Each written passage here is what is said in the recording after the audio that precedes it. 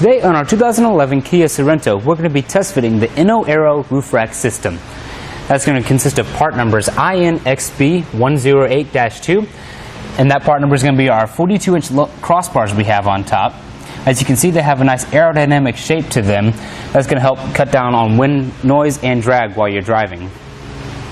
Our other part is going to be our Inno Flush Feet System, and that's going to be part number INXS100.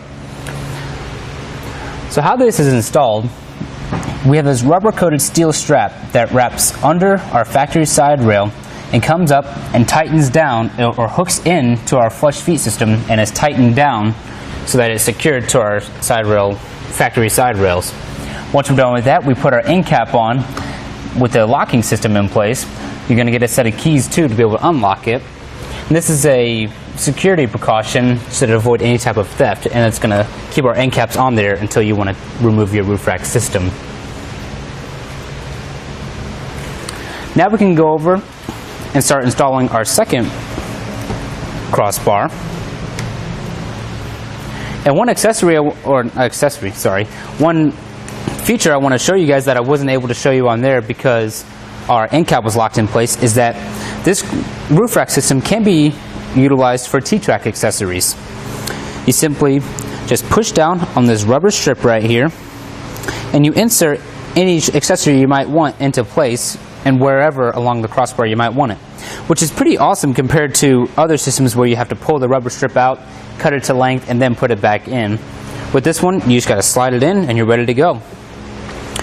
So as you can see, for the rest of our kit, we have our other 42-inch crossbar. We have our Inno Flush Feet right here, along with our end caps for when we're done tightening it down, and then our set of keys for locking our end caps. So we're going to go ahead and flip our other crossbar over to make it a little easier on ourselves. We're going to take our other foot, and as you can see right here, it has an L, meaning left side of the crossbar. We already have our right one installed, so we're going to go ahead and put our left one in, and I'm going to show you guys how to do that. We have this little black notch right there. We're simply going to insert it into the little space right there, this little rectangular spot where my finger is. Once you insert it there, you can be able to just pull it right out, and now it's ready to go.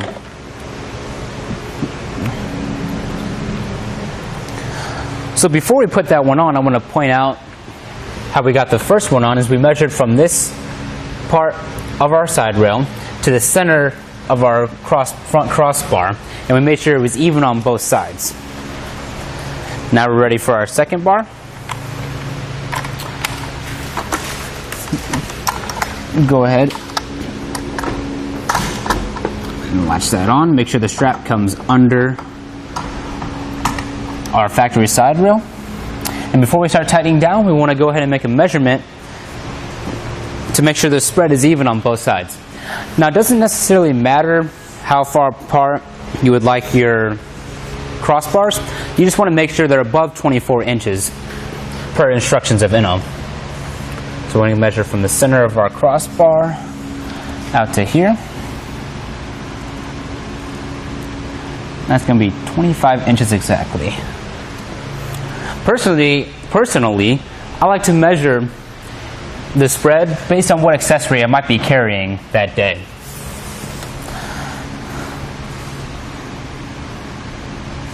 Alright, even on both sides, so we are ready to go.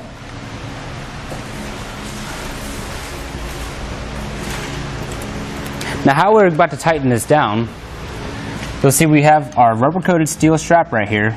It's coming under our factory side rail. We have the two little notches on either side of the strap. That's going to latch on these hooks right here, and then we're simply just going to tighten it down.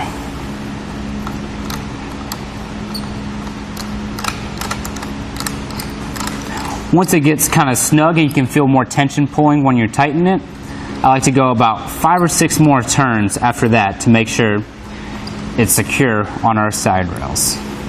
1, 2, 3, 4. There we go. Now we'll grab the other side real quick. Latch it on those hooks and start tightening. It might take you a minute to tighten these because you have to have them pretty loose so they can wrap around the side rails and come up and under it and get into the hooks.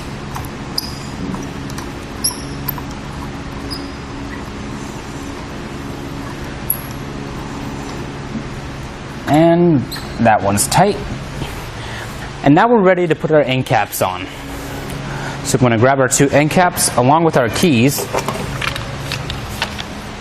End cap just slides on.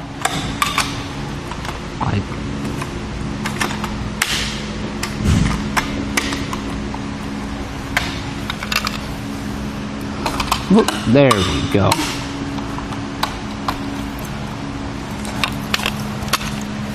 Once we have that into place,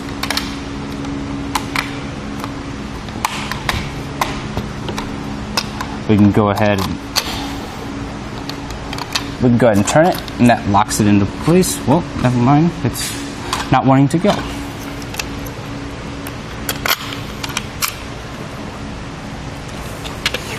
That's why you want to make sure that you put the left side or the right side on the right side and the left side on the left side.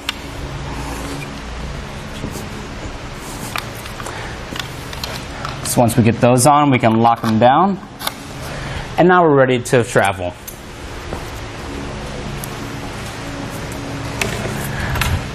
Before we hit the road, I want to give you guys a few measurements to give you an idea of how far off the roof this will sit. I'm going to step up here real quick. First, I'm going to measure from the center of our roof to the bottom of our crossbar.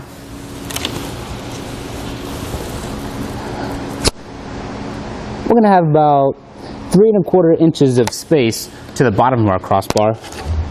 And to the top, we're going to have about 4 1/2 inches of space. So that's more than enough room to wrap around any type of straps you might have for whether it's your bike racks, your cargo carriers, any such nature. You can have plenty of space to wrap those around the crossbars without risking any type of damage from coming to the top of your vehicle. And if you have a sunroof, these crossbars sit high enough to where it's not going to interrupt any type of system going on there. The carrying capacity for these crossbars is 165 pounds, but you want to be sure to check your vehicle manual to make sure that your roof can handle those weights. And that's going to do it for our test fit of the Inno Aero Roof Rack system on our 2011 Kia Sorento.